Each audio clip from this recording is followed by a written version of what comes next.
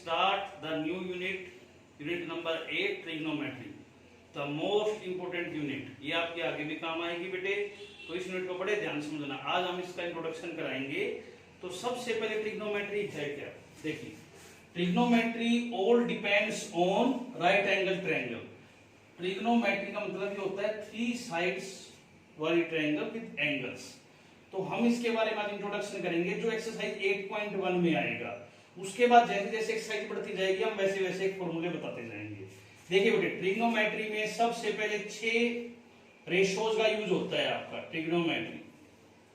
6 ratio कौन कौन सी use होते हैं? Sine, cosine, tangent, cosecant, secant and cotangent.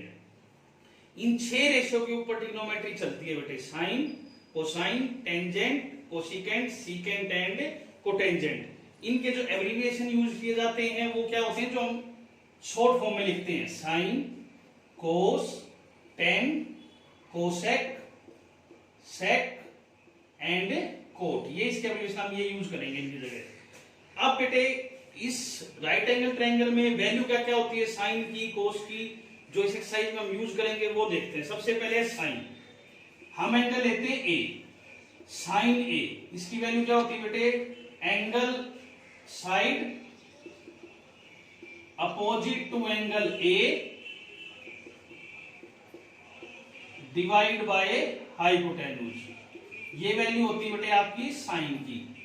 Side opposite to angle A, यानी जो एंगल साइन, अगर हमें मान लीजिए एंगल सी दे देता हो और हमसे पूछता साइन सी निकालिए, तो सी के अपोजिट कौन सी साइड होगी? A B. तो ए बी बाय ए सी हो जाएगा। तो अब इसका क्या होगा बेटे? B C by A C. This is the value of sine of angle A. अगर हमसे कोस ए पूछा जाए तो कोस ए की वैल्यू क्या होगी? Side adjacent to angle A by hypotenuse. यानी जो एंगल हमसे पूछा जाएगा उसके adjacent side divide by hypotenuse, ये वैल्यू होगी आपकी कोस की। उसके बाद टेंजेंट, टेंजेंट क्या होगा? परपेंडिकुलर बाय बेस लिखते वैसे क्या होगा? ये परपेंडिकुलर है तो side opposite to angle A divide by side adjacent to angle A. It means the form BC by A B. देखिए बेटे, या इसको याद रखने का तरीका एक और भी है, ये तो फॉर्मूले वाइज। मैं आपको और दूसरा तरीका बताता हूं कि आपसे जो एंगल पूछा जाए, मान लीजिए आपसे ए एंगल पूछा है, तो ए बी साइड, बी तो आपका राइट एंगल होगा। जिस साइड पर दोनों एंगल बन जाए वो बेस, और सामने वाला परपेंडिकुलर हाइपोटेन्यूज रिमेन्स सेम। यानी ये फॉर्मूला होता है पंडित बद्री प्रसाद हर हर बोले सोना चांदी तोले। It means sine is perpendicular by hypotenuse, cos is base by hypotenuse and tangent is perpendicular by base। यानी अगर मैं आपसे पूछता sin c, तो देखो बेटे c पर एंगल गया, तो फॉर्मूला क्या कहता है? जो एंगल उसके अपोजिट, यानी ab by ac होती इसकी वैल्यू। या फिर मैंने आपको बताया कि जिस साइड पर दोनों एंगल बन गए, यानी bc बेस हो जाएगा, ये परपेंडिकुलर, यानी ab by ac वैल्यू आ जाएगी। इसकी वैल्यू क्या आएगी? ab by ac। ये आपको याद रखने का तरीका है। साइन क्या होता है? Perpendicular by hypotenuse. चाहे आप ऐसे याद रख लीजिए, चाहे आप ऐसे याद रख लीजिए। अब देखो 3 तो ये हो गया आपकी। अब है कोसिकेंट। कोसिकेंट क्या होता है बेटे? 1 अपॉन साइन ए, यानी साइन का उल्टा। दोनों में रिलेशन, साइन का उल्टा कोसिकेंट, कोसिकेंट का अपोजिट साइन, यानी वैल्यू इसके अपोजिट हो जाएगी। Hypotenuse upon side opposite to angle A. ऐसे ही कोस का उल्टा क्या होगा? Secant, cosecant A, secant A. Secant A क्या होता है? 1 by cos A. It is opposite of cos. क्या होगा इसका अपोजिट? हाइपोटेन्यूज